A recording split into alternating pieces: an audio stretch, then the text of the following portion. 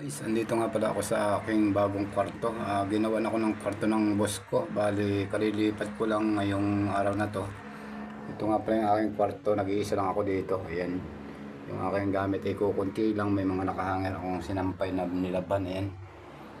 Yan yung aking kwarto ngayon. Dati yung tinutulugan ko, bodega. Ngayon ay nagawan ako ng bagong kwarto ng boss namin. Kaya lumipat na ako dito. Yan, ito yung aking higaan.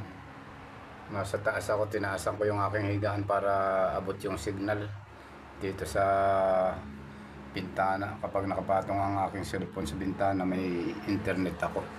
Nasasagap ko ang wifi ng boss ko. Pag wala ako dito, hindi makasagap pag nandun ako sa baba. Kaya ang ginawa ko, tinaasan ko yung aking higaan. Dinagdagan ko yung paa para lumapit ako sa bintana. Kahit nakahiga ako, may internet wifi ako. Yun ang ginawa kong paraan para magkasignal ako kahit nandito ako sa kwarto. Kung hindi ko dinagdagan ng paa yung aking higaan, hindi ako makasagap ng signal kasi mababa yung pwesto. Ang ginawa ko, tinaasan ko ng 1 metro mula dun sa dating paa. Dinagdagan ko ng 1 metro na paa, bawat 4 na paa niya dinagdagan ko. Kaya yun, nakakasagap na ako ngayon dito sa aking kwarto.